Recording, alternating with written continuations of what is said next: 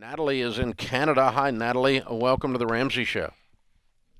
Hi, Dave. Thank you for taking my call. Sure. I'm trying to figure out a few things, but the main thing is whether or not to try and get my husband on board with selling our house. I've brought it up a few times, but he really doesn't want to sell it at a loss. We moved a year ago, about an hour and a half away from his current work. He planned on getting a job around where we live. We live in the middle of nowhere, with the intention of being able to grow our own food and just be out in the country again, where we both kind of grew up. And anyway, it hasn't happened yet. He's trying, but it hasn't happened. We just realized we were expecting another, so we've got one toddler and another on the way. So he has a job. It's just an hour away. An hour and a half, yes. So he's traveling about 3 hours a day, but the income is he takes home about 31,000 and some, almost 31,200 a month, and we don't have any real issues, I suppose, with spending that we're aware of. We don't. Well, you don't have any money. Have any subscriptions. We don't have any money. No, you don't have any money to spend. To living. 31,000 and a 3-hour drive a day. I know where your money and babies. I mean, you don't have any money.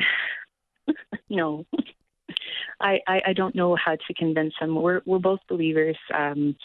Unfortunately, because of COVID, all the churches are shut down. The one we did get to know, it's closed now, and we really haven't developed any sense of community around here. How much do you owe on the home, Natalie? Okay, so far it's around 280,000. Okay. It was just under 350,000 when we bought it. How are you making a payment on that, making 31 grand? Well, we're losing every month. How? What do you mean you're losing? Our payments. Well, you're going into debt? Payments, no, not yet. You're eating up your savings. Yes, we're eating up our savings. Yeah, I would guess. How much is your house payment? $1,183. And how much do you all have in savings right now? Oh, we're burning through it. We've probably got, right now, we've got $1,900 left to our name in liquid. And you're burning how much a month? I don't know. We are burning. I wrote this down too. Got all kinds of papers in front of me. $2,707.40. So you don't even have a month left? Not really. No, not really. I mean, 2,000 over 1,900. You don't have any money left. Yeah, I don't know what to do. I'm trying to say. Okay, I don't. Look, let me. Okay, I'm a little bit confused. Let me stop. I don't want to. Okay. I don't want to take your side and jump all over him right now, but that's how I'm feeling. No. That's how I'm feeling. I don't want to do Well, because this is absolutely asinine that you guys have let you've let this burn down to this. Y'all should have been out of there 6 months ago. I agree. And so I don't understand why we're in denial about math. What's his problem? Doesn't want to sell it at a loss. I don't care. He's going to lose it to foreclosure. I know. But you said you bought it at $350, correct? Mm-hmm. And it's now you owe $280. So what do you think it's worth now?